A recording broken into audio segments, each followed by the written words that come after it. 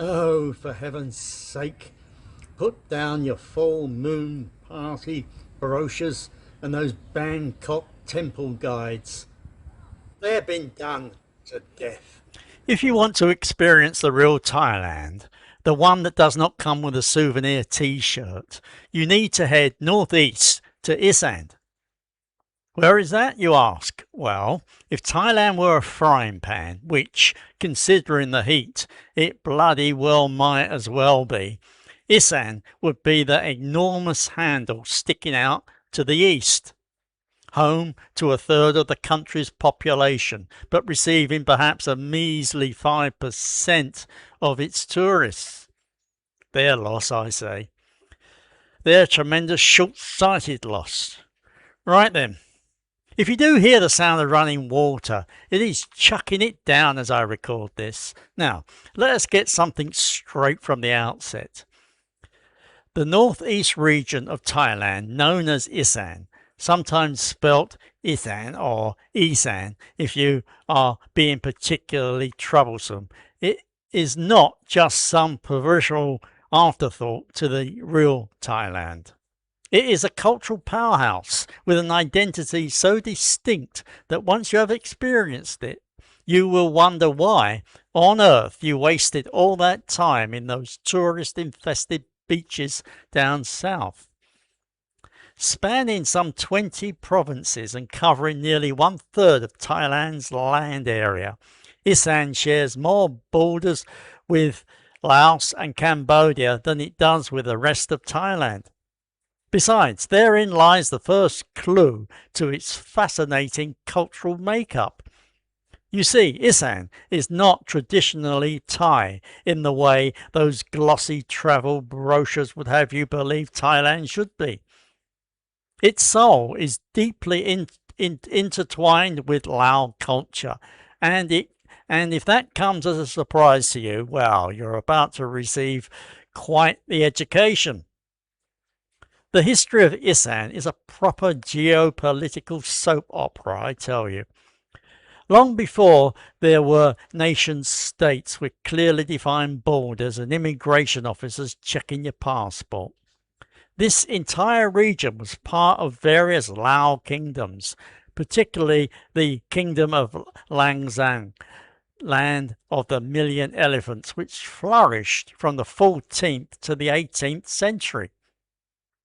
It was not until the Franco-Siamese Treaty of 1893, and is not that just like the Europeans drawing lines on maps with utter disregard for cultural realities, that the Mekong River became the official border between Siam, later Thailand, and French Indochina. Suddenly, millions of ethnic Lao found themselves citizens of Siam, separated from their cultural brethren across the river merely because some chaps in Paris and Bangkok decided it should be so. What followed was a deliberate campaign of Thaification under Field Marshal Palak Phibun Songkram in the 1930s and 40s. The regional name Isaan itself was promoted to replace the term Lao for these northeast provinces. Speaking Lao was discouraged in schools, central Thai customs were imposed, and a new national identity was vigorously promoted. Bit heavy-handed, if you ask me, but then again, nation building rarely comes with cucumber sandwiches and polite conversation. Despite these efforts, you cannot simply legislate away centuries of cultural heritage. The Lao identity persisted, albeit transformed and blended with Thai elements, creating what we now know as Isaan culture, a magnificent hybrid that stubbornly refuses to be anything other than itself. Now, listen here. If you wander into Isaan expecting to get by with your carefully memorized Central Thai phrases, you are in for a rude awakening. Most locals here speak Isaan, a language that is essentially a dialect of Lao. Yes, they can understand Central Thai. They are bombarded with it on television and taught it in schools, but amongst themselves it is Isaan all the way.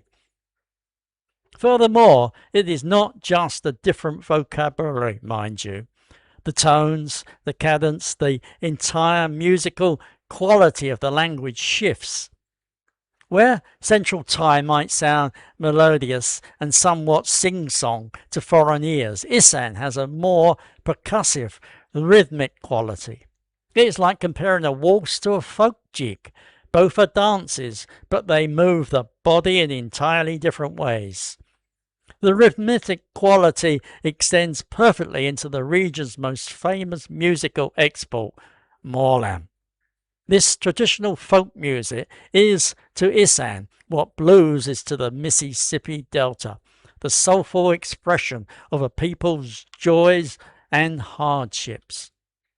The characteristic sound comes from the kan, a mouth organ made of bamboo pipes that produces a free reed sound somewhat similar to a harmonica, but with an eerie, haunting quality that's entirely its own.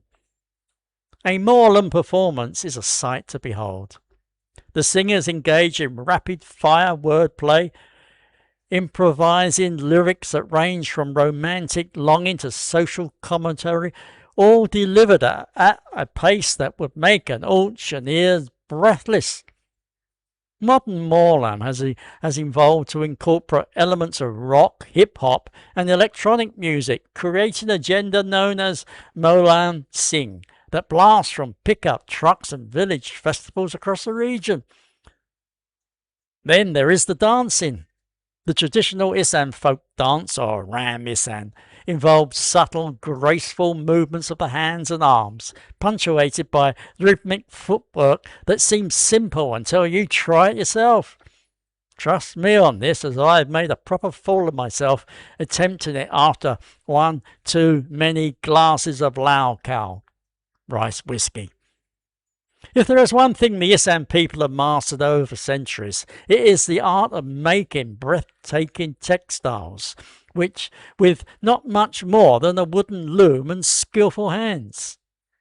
The region's silk and cotton weaving traditions are renowned throughout Thailand, with distinctive patterns and techniques passed down through generations.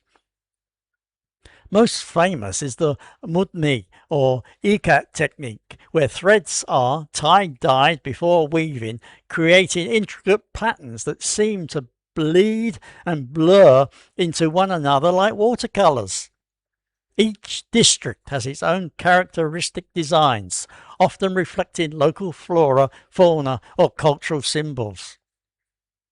In Konkan, for instance, you will find the Larnaga pattern, depicting the mythical serpent believed to inhabit the Mekong River. These are not just pretty fabrics, they are wearable cultural encyclopedias. Now, onto a subject dear to my heart, or more precisely my stomach, Isaan cuisine. If you have ever had Thai food outside of Thailand, chances are you have barely scratched the surface of what this country's gastronomy has to offer, and you have almost certainly never tasted real Isaan food. It is nothing like the coconut milk curries and sweet pad thais that dominate Thai restaurants abroad.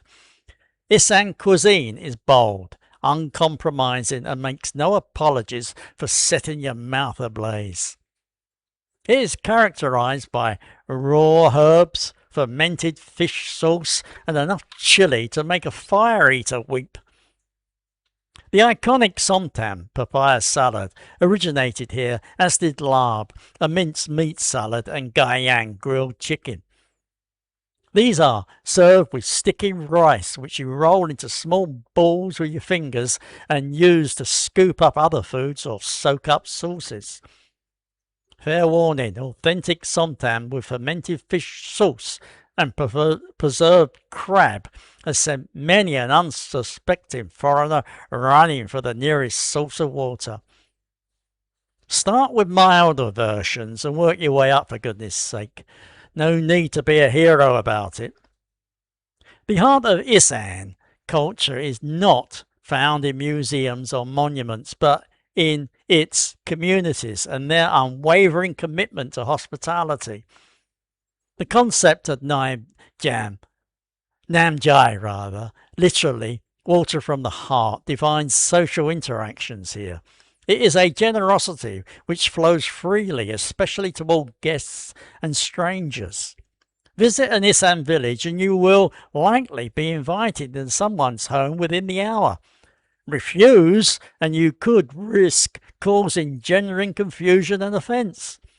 Why wouldn't you want to join us for dinner? Their expressions seem to ask. The idea that someone would choose solitude over communal experience simply does not compute in the Isaan world view. This community-centered approach extends to all aspects of life. Major events, weddings, house blessings, even funerals involve the entire village.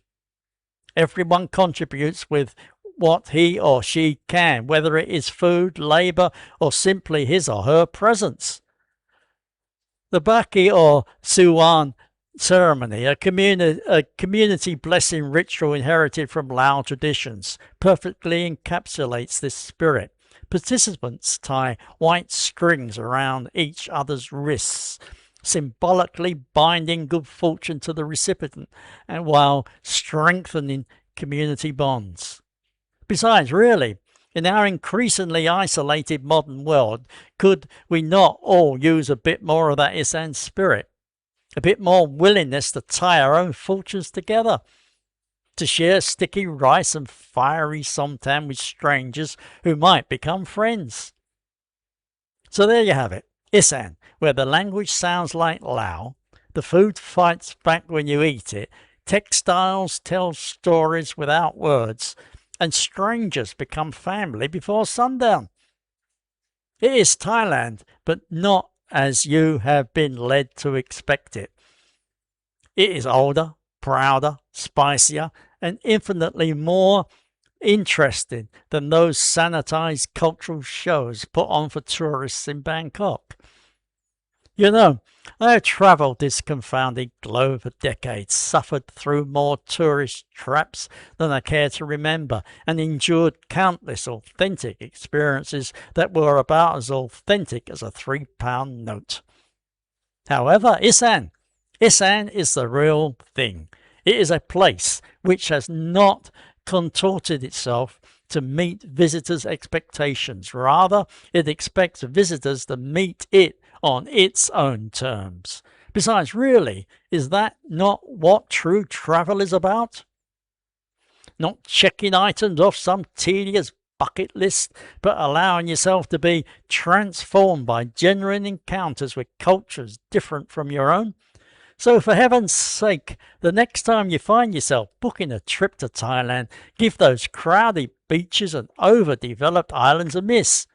Head northeast, cross the Isaan threshold, prepare your taste buds for battle, learn to dance with your hands, roll sticky rice with your fingers, tie strings around strangers' wrists, and mean the blessings you bestow. You might return home with a mouth still burning from authentically spiced lard, but I guarantee your heart will be fuller for the experience. If my ramble has sparked even the slightest interest in exploring along Thailand's well-trodden tourist path, do yourself a favour. Book that ticket, rent that motorbike, but only if you are an experienced rider. Learn a few phrases of Isaan and venture northeast. Hit that like button and subscribe to this channel for more videos that shatter your preconceptions about Isaan and Thailand. Leave a comment below sharing which aspect of Isaan culture intrigues you the most. The music, the food, the textiles, or perhaps the unparalleled hospitality. Furthermore, if you have already experienced Isaan yourself, for goodness sake, tell us about it. Some people are stuck at home, only dreaming of spicy papaya salad and the haunting sound of the can floating across rice fields at sunset. Take care. Bye bye.